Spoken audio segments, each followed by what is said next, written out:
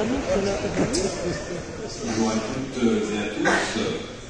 Je suis, comme cela nous a été dit, Urbain Delarue. Je voudrais d'abord vous demander d'excuser mon retard. Je n'ai pas pu assister à tous vos échanges, qui ont commencé hier, je crois, car mon train depuis Paris n'était pas à l'heure, mais je suis certain que vous aurez dit ici la même chose que dans tous les autres congrès provinciaux auxquels j'assiste régulièrement. Et me voici aujourd'hui dans l'Hérault. Le gouvernement montre par là son intérêt pour tous les territoires, y compris les plus reculés. Je suis en effet membre du gouvernement, secrétaire d'État auprès du ministre de la Transition écologique et de la cohésion des territoires, chargé de l'écologie, titre un peu long, je vous le concède, que j'ai décidé de simplifier en ministre délégué chargé de la cohésion des territoires, de la transition écologique, de l'urbanisme et des mobilités auprès du ministre des Transports. Parce qu'un titre clair, c'est aussi la garantie d'un discours clair.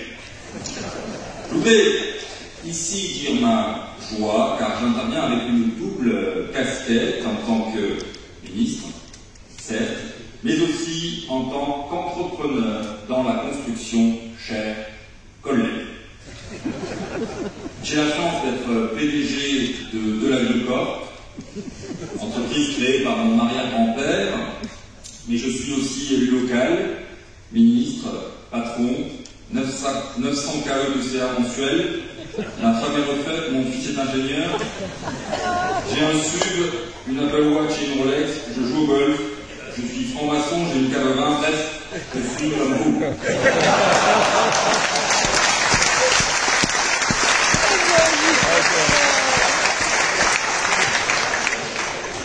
Je voudrais d'abord saluer votre tout nouveau président fédéral, M. Pierre Ageron.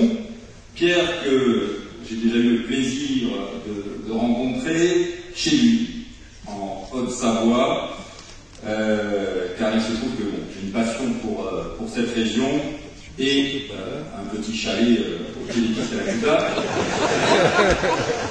De toute façon, dans son pays, Pierre est incontournable, c'est pas compliqué, il fait tout, plus de 8 sociétés, gérant d'AGI Ingénierie, Cobati bien sûr, et à ses heures perdues, conseiller municipal de Silingy. Je garde d'ailleurs un souvenir ému de la visite de son magnifique hameau de Bromine, si inspirant, visite au cours de laquelle il me glissait à l'oreille, bétonné d'accord, mais on fait ça chez les mecs de la ville. Le Cobati joue un rôle de facilitateur, on le sait, et l'élu local, qui est Pierre Ageron, accepte toujours les réflexions et propositions fondées sur l'intérêt public du chef d'entreprise, qu'il est aussi.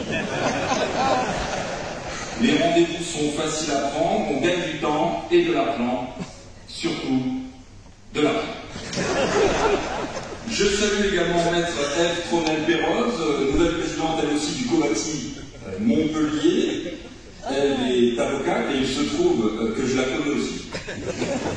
Puisque, et je la remercie vivement, je ne sais pas voler, mais je la remercie vivement car elle m'a aidé pour une vague histoire de succession un peu complexe.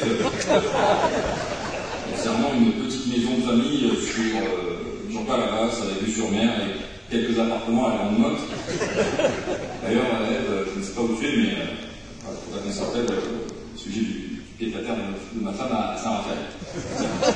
On le voit, Cobati, une association qui regroupe architectes, urbanistes, assureurs, banquiers, avocats, bureaux d'études, comptables, chefs d'entreprise, notaires, géomètres, promoteurs, consultants en communication, bref, vous l'aurez compris, qui regroupe toutes les professions qui ont un lien avec l'acte de construire, sauf celles qui construisent vraiment, parce que les travaux, c'est ça.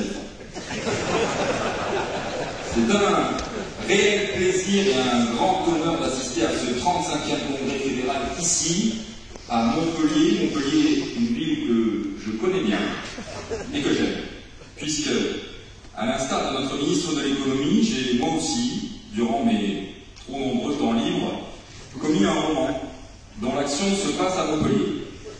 Dans Fugue Montpellier-Rennes, j'exprime mon amour pour cette ville. Je ne résiste pas à l'envie de vous en lire un passage. Un verre de Pic Saint-Loup à la main, elle me tournait le dos. Soudain, elle se jeta sur le lit. Je devinais à travers son arc de triomphe son petit écusson. Tu viens, Urbain, prends-moi comme une ouvrière de chez Nicolas.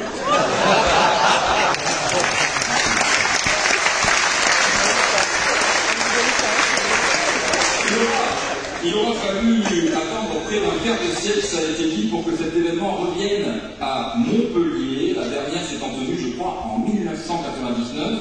Georges Frêche, ex-quasi-roi de Montpellier, grand bâtisseur, vous avez alors honoré de sa présence en l'ouverture de vos travaux. Un Georges Frêche qui n'hésitait pas à déclarer, pour résumer son action politique, je cite, « Le béaba de la politique, les 2 premières années, vous devenez un maximum impopulaire. Vous leur tapez sur le claque-bec. Ah, salaud, le peuple aura ta peau.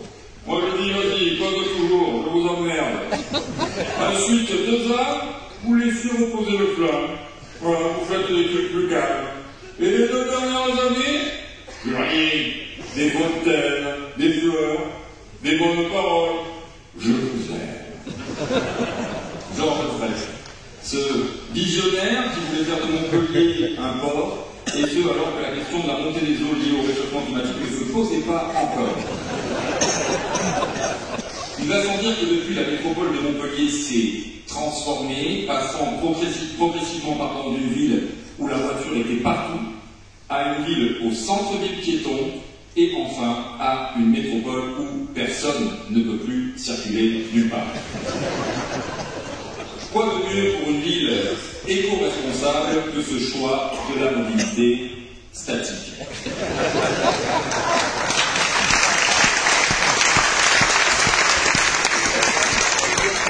Pour parler de ces questions de mobilité responsable et dans le cadre d'une régulation des flux pour aller vers des solutions et innovations frugales, décarbonées et partagées, je salue le choix courageux de faire venir des gens de tout l'Hexagone, mais aussi bien au-delà, Suisse, Italien, Espagnol, Bulgare, Libanais, Malgache, Ivoirien. On va cramer en 3 jours le bilan carbone annuel de la ville. Hashtag Jean Covici, on t'emmerde.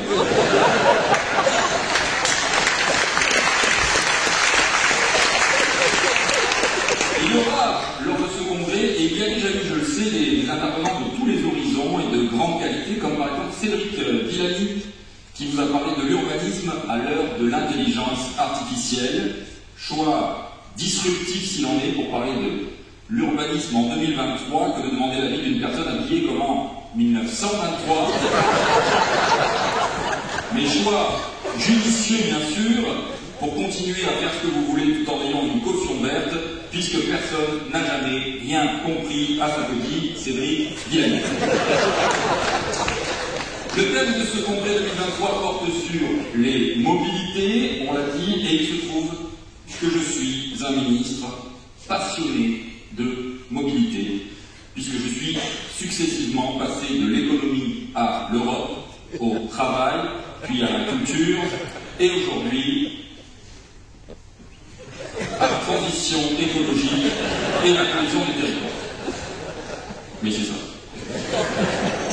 Et à ceux qui s'étonnent de ma capacité de passer ainsi d'un domaine à l'autre, je réponds que quand on a eu à travailler une fois dans un ministère où on ne comprend rien, on n'est pas moins qualifié pour travailler dans n'importe quel autre.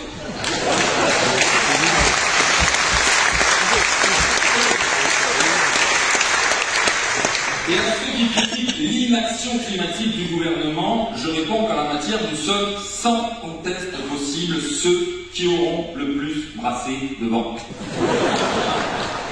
Pour conclure, un congrès, c'est aussi l'occasion de se retrouver après le Covid, de se voir. Peut-être, et je crois que ça a commencé hier soir, de se toucher. Je vais vous demander de vous regarder les uns les autres. Voilà. regardez-vous, je vous vois, regardez-vous. Voilà, parfois, vos physiques parfois difficiles. Je crois qu'il faut s'accepter. Tel que vous êtes, vous ne pourrez plus vous améliorer. Attrapez-vous, touchez-vous. Allez-y, même terrain, allez tout le monde. Voilà, ceux qui sont tout seuls, posez-vous les bonnes questions. Petite odeur de transpiration s'est installée, c'est normal, à l'approche de midi. Et ensemble, je vais vous demander de reprendre ce chant d'union avec moi. Chez Kobati, on se fait des amis. Un bon congrès, c'est pour faire du blé. Pour le pognon, merci Pierre Acheron. Merci à vous.